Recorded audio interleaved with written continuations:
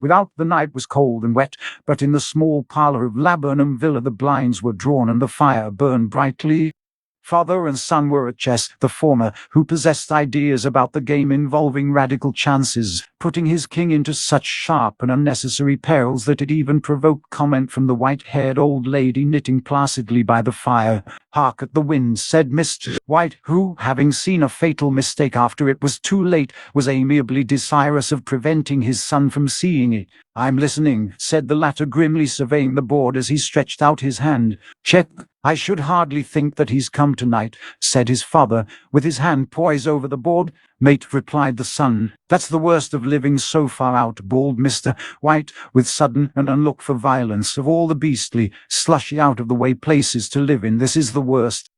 Paths a bog, and the roads a torrent. I don't know what people are thinking about. I suppose because only 2 houses in the road are let, they think it doesn't matter." "Never mind, dear," said his wife soothingly. "Perhaps you'll win the next one." Mr. White looked up sharply, just in time to intercept a knowing glance between mother and son. The words died away on his lips, and he hid a guilty grin in his thin grey beard. "There he is," said Herbert White as the gate banged too loudly and heavy footsteps came toward the door. The old man rose with hospitable haste and, opening the door, was heard condoling with the new arrival. The new arrival also condoled with himself, so that Mrs. White said, "Tut, tut," and coughed gently as her husband entered the room, followed by a tall, burly man, beady of eye and rubicund of visage. "Sergeant Major Morris," he said, introducing him. The sergeant major took hands and, taking the proffered seat by the fire, watched contentedly as his host got out whiskey and tumblers and stood a small copper kettle on the fire. At the 3rd glass his eyes got brighter, and he began to talk, the little family circle regarding with eager interest this visitor from distant parts, as he squared his broad shoulders in the chair and spoke of wild scenes and doughty deeds, of wars and plagues and strange peoples. 21 years of it," said Mr. White, nodding at his wife and son. "When he went away he was a slip of a youth in the warehouse. Now look at him. He don't look to have taken much harm," said Mrs. White politely. "I'd like to go to India myself," said the old man, "just to look around a bit, you know." "Better where you are," said the sergeant major, shaking his head. He put down the empty glass and sighed softly, shook it again. "I should like to see those old temples and fakirs and jugglers," said the old man. "What was that you started telling me the other day about a monkey's paw or something, Morris?" "Nothing," said the soldier hastily. "Leastways nothing worth hearing." "Monkey's paw," said Mrs. White curiously. "Well, it's just a bit of what you might call magic, perhaps," said the sergeant major offhandedly. His 3 listeners leaned forward eagerly. The visitor absent-mindedly put his empty glass to his lips and then set it down again. His host filled it for him again. "To look at," said the sergeant major, fumbling in his pocket. "It's just an ordinary little paw dried to a mummy." He took something out of his pocket and proffered it. Mrs. White drew back with a grimace, but her son, taking it, examined it curiously. "And what is there special about it?" inquired Mr. White as he took it from his son, and, having examined it, placed it upon the table. "It had a spell put on it by an old fakir," said the sergeant major, "a very holy man. He wanted to show that fate ruled people's lives, and that those who interfered with it did so to their sorrow. He put a spell on it so that 3 separate men could each have 3 wishes from it. His manners were so impressive that his hearers were conscious that their light laughter had jarred somewhat. "Well, why don't you have 3, sir?" said Herbert White cleverly. The soldier regarded him the way that middle age is wont to regard presumptuous youth. "I have," he said quietly, and his blotchy face whitened. "And did you really have the 3 wishes granted?" asked Mrs. White. "I did," said the sergeant major, and his glass tapped against his strong teeth. "And has anybody else wished?" persisted the old lady. "The first man had his 3 wishes." "Yes," was the reply. "I don't know what the first 2 were, but the 3rd was for death. That's how I got the paw." His tones were so grave that a hush fell upon the group. "If you've had your 3 wishes, it's no good to you now then, Morris," said the old man at last. "What do you keep it for?" The soldier shook his head. "Fancy, I suppose," he said slowly. "I did have some idea of selling it, but I don't think I will. It has caused me enough mischief already. Besides, people won't buy. They think it's a fairy tale, some of them, and those who do think anything of it want to try it first and pay me afterward." "If you could have another 3 wishes," said the old man, eyeing him keenly, "would you have them?" "I don't know," said the other. I don't know. He took the paw, and dangling it between his forefinger and thumb, suddenly threw it upon the fire. White, with a slight cry, stooped down and snatched it off. Better let it burn, said the soldier solemnly. If you don't want it, Morris, said the other, give it to me. I won't, said his friend doggedly. I threw it on the fire. If you keep it, don't blame me for what happens. Pitch it on the fire like a sensible man. The other shook his head and examined his possession closely. How do you do it? He inquired. Hold it up in your right hand and wish aloud, said the sergeant major, but I warn you of the consequences. Sounds like the Arabian Nights, said Mrs. White, as she rose and began to set the supper. Don't you think you might wish for 4 pairs of hands for me? Her husband drew the talisman from his pocket, and all three burst into laughter as the sergeant major, with a look of alarm on his face, caught him by the arm.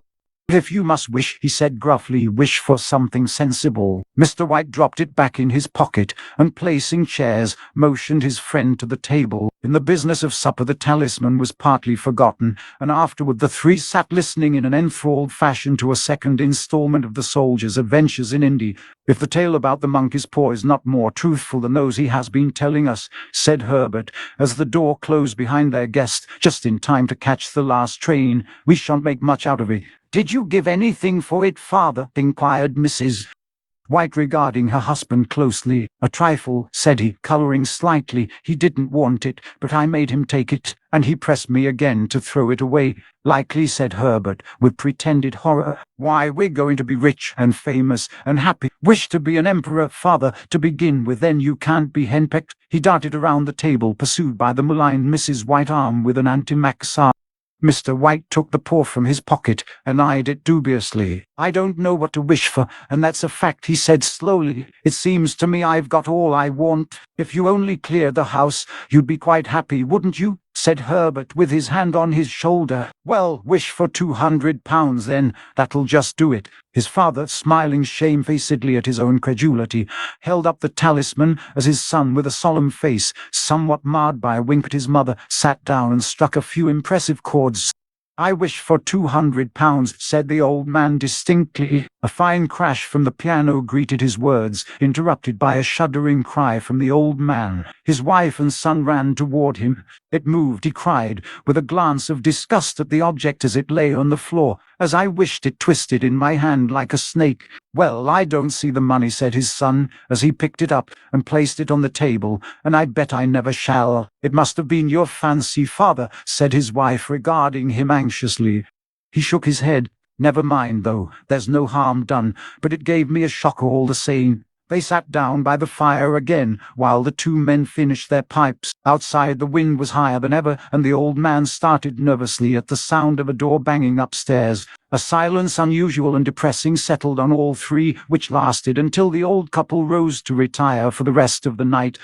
I expect you'll find the cash tied up in a big bag in the middle of your bed, said Herbert, as he bade them good night, and something horrible squatting on top of your wardrobe, watching you as you pocket your ill-gotten gains. He sat alone in the darkness, gazing at the dying fire, and seeing faces in it. The last was so horrible and so simian that he gazed at it in amazement. It got so vivid that, with a little uneasy laugh, he felt on the table for a glass containing a little water to throw over it.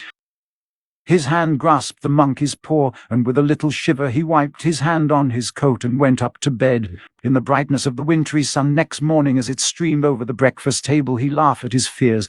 There was an air of prosaic wholesomeness about the room which it had lacked on the previous night, and the dirty, shriveled little paw was pitched on the sideboard with a carelessness which betokened no great belief in its virtues.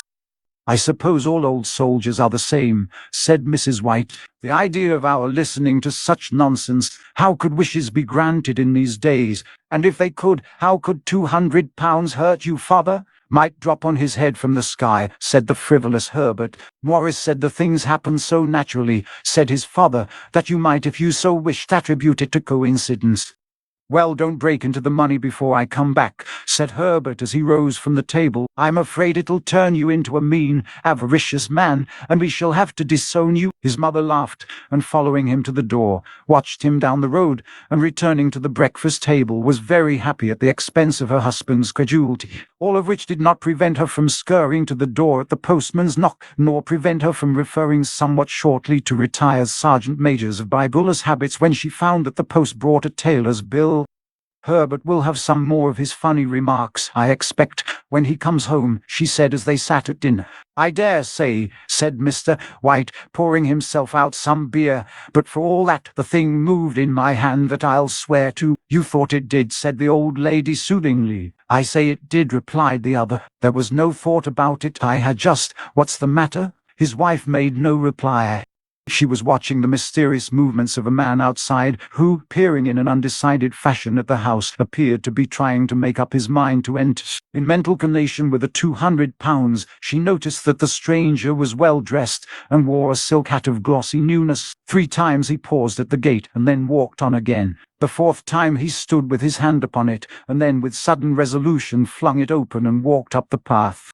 Mrs. White at the same moment placed her hands behind her, and hurriedly unfastening the strings of her apron, put that useful article of apparel beneath the cushion of her chair. She brought the stranger, who seemed ill at ease, into the room. He gazed at her furtively, and listened in a preoccupied fashion as the old lady apologized for the appearance of the room, and her husband's coat, a garment which he usually reserved for the garden.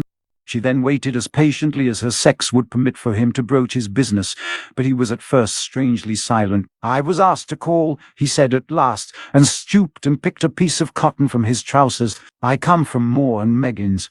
The old lady started. "Is anything the matter?" she asked breathlessly. "Has anything happened to Herbert?" "What is it?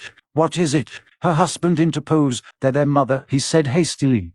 "Sit down, and don't jump to conclusions. You've not brought bad news, I'm sure, sir," and eyed the other wistfully. "I'm sorry," began the visitor. "Is he hurt?" demanded the mother wildly. The visitor bowed in assent. "Badly hurt," he said quietly, "but he is not in any pain." "Oh, thank God," said the old woman, clasping her hands. "Thank God for that. Thank—" She broke off as the sinister meaning of the assurance dawned on her, and she saw the awful confirmation of her fears in the other's averted face. She caught her breath, and turning to her slower-witted husband, laid her trembling hand on his. There was a long silence. "He was caught in the machinery," said the visitor at length in a low voice. "Caught in the machinery," repeated Mr. White in a dazed fashion. "Yes." He sat staring out the window, and taking his wife's hand between his own, pressed it as he had been wont to do in their old courting days nearly 40 years before. "He was the only one left to us," he said, turning gently to the visitor. "It is hard." The other coughed, and rising, walked slowly to the window. "The firm wishes me to convey their sincere sympathy with you in your great loss," he said without looking round. "I beg that you will understand I am only their servant and merely obeying orders." There was no reply. The old woman's face was white, her eyes staring, and her breath inaudible. On the husband's face was a look such as his friend the sergeant might have carried into his first action. "I was to say that Moore and Meggins disclaim all responsibility," continued the other. "They admit no liability at all, but in consideration of your son's services, they wish to present you with a certain sum as compensation." Mr. White dropped his wife's hand, and rising to his feet, gazed with a look of horror at his visitor. His dry lips shaped the words. "How much?" £200 was the answer. Unconscious of his wife's shriek, the old man smiled faintly, put out his hands like a sightless man, and dropped a senseless heap to the floor. In the huge new cemetery, some 2 miles distant, the old people buried their dead, and came back to the house steeped in shadows and silence. It was all over so quickly that at first they could hardly realize it, and remained in a state of expectation as though of something else to happen, something else which was to lighten this load too heavy for old hearts to bear. But the days passed, and expectations gave way to resignation, the hopeless resignation of the old, sometimes miscalled apathy. Sometimes they hardly exchanged a word, for now they had nothing to talk about, and their days were long to weariness. It was about a week after that the old man, waking suddenly in the night, stretched out his hand and found himself alone. The room was in darkness, and the sound of subdued weeping came from the window. He raised himself in bed and listened. "Come back," he said tenderly. "You will be cold." "It is colder for my son," said the old woman, and wept afresh. The sounds of her sobs died away on his ears. The bed was warm, and his eyes heavy with sleep. He dozed fitfully, and then slept until a sudden wild cry from his wife awoke him with a start. "The paw!" she cried wildly. "The monkey's paw!" He started up in alarm. Where is it? What's the matter?" She came stumbling across the room toward him. "I want it," she said quietly. "You've not destroyed it. It's in the parlor, on the bracket," he replied, marveling. "Why," she cried, and laughed together, and bending over, kissed his cheek. "I only just thought of it," she said hysterically. "Why didn't I think of it before? Why didn't you think of it?" "Think of what?" he questioned. "The other 2 wishes," she replied rapidly. "We've only had one." "Was not that enough?" he demanded fiercely. "No," she cried triumphantly. "We'll have one more. Go down and get it quickly, and wish our boy alive again." The man sat in bed and flung the bedclothes from his quaking limbs. "Good God, you are mad!" he cried aghast. "Get it," she panted. "Get it quickly, and wish, oh, my boy, my boy." Her husband struck a match and lit the candle. "Get back to bed," he said unsteadily. "You don't know what you are saying." "We had the first wish granted," said the old woman feverishly. "Why not the second?" "A coincidence," stammered the old man. "Go get it and wish," cried his wife, quivering with excitement. The old man turned and regarded her, and his voice shook. "He has been dead 10 days, and besides I would not tell you else, but I could only recognize him by his clothing." "If he was too terrible for you to see, then how now?"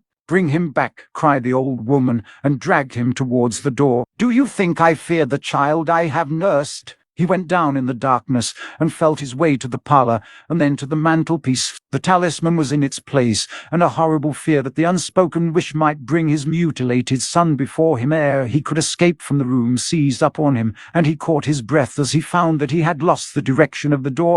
His brow cold with sweat, he felt his way round the table and groped along the wall until he found himself in the small passage with the unwholesome thing in his hand. Even his wife's face seemed changed as he entered the room. It was white and expectant, and to his fears seemed to have an unnatural look upon it. He was afraid of her. "Wish," she cried in a strong voice. "It is foolish and wicked," he faltered. "Wish," repeated his wife. He raised his hand. "I wish my son alive again." The talisman fell to the floor, and he regarded it fearfully. Then he sank trembling into a chair as the old woman, with burning eyes, walked to the window and raised the blind. He sat until he was chilled with the cold, glancing occasionally at the figure of the old woman peering through the window. The candle end, which had burned below the rim of the china candlestick, was throwing pulsating shadows on the ceiling and walls until, with a flicker larger than the rest, it expired. The old man, with an unspeakable sense of relief at the failure of the talisman, crept back to his bed, and a minute afterward the old woman came silently and apathetically beside him. Neither spoke, but sat silently listening to the ticking of the clock. A stair creaked, and a squeaky mouse scurried noisily through the wall. The darkness was oppressive, and after lying for some time screwing up his courage, he took the box of matches, and striking one, went downstairs for a candle.